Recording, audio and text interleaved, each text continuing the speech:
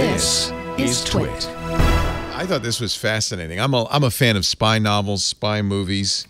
The Wall Street Journal talks about an app called Premise, which is being used by the U.S. military and intelligence agencies to spy, in effect, abroad.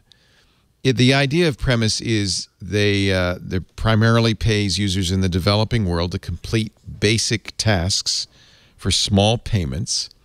Typical assignments include snapping photos, filling out surveys, doing other basic data collection or observational reporting like counting ATMs or reporting on the price of consumer goods like food. About half the company's clients are private businesses looking for commercial information. We want to open a bank in Santiago. How many ATMs are there? Where should we put our ATM? But apparently, a lot of the work being done, about half these days, is for the U.S. and other governments. They're marketing the capability of its flexible, global, gig-based workforce to do basic reconnaissance and gauge public opinion. The company says 90% of its work is gauging public sentiment and understanding human geography by paying users to fill out surveys. A small number of projects involve asking users to go out into the world and take pictures or walk a predetermined route. Sometimes these tasks involve collecting data on nearby wireless signals or other cell phones. Data, this is from Premise CEO Maury Blackman. Data gained from our contributors helped inform government policymakers on how to best deal with vaccine hesitancy, susceptibility to foreign interference and misinformation in elections, as well as the location and nature of gang activity in Honduras, which is oddly specific. They would not name their clientele.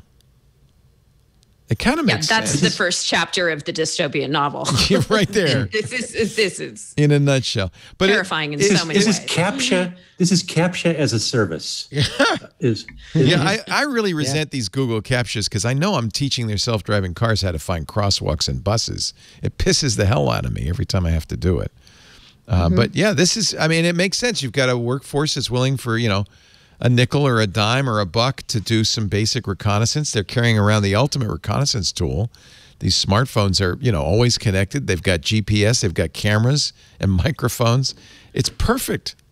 There was one fascinating thing I found in that article. Yes. Which is that they said in some cases the tasks that they were assigning to people were, the task itself was irrelevant. They mainly wanted them to move around and map the existence of the strength of cell tower signals, for example, or Wi-Fi or something like that. So even when, you know, so just go and find, you know, bodegas. And meanwhile, they're walking around and the real data is being collected automatically. In fact, Premise apparently submitted a pitch to the British government last summer saying, we can capture more than 100 types of metadata from our contributors' phones and provide them to paying customers, including location, type, battery level, and installed apps.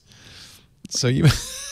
So, I mean, I brought up AI earlier, and obviously these clients are not nominatively AI, but they're clearly using machine learning to crunch all this data. And it makes me think about, you know, there are a lot of people wondering what happens when all of our jobs have become irrelevant because AI can do it better and creates more free time for all of us in the process. Well, this will be something that AI always needs, is data, sending people out into the world. It's even more dystopian. We're basically the servants of the AI now. Yeah.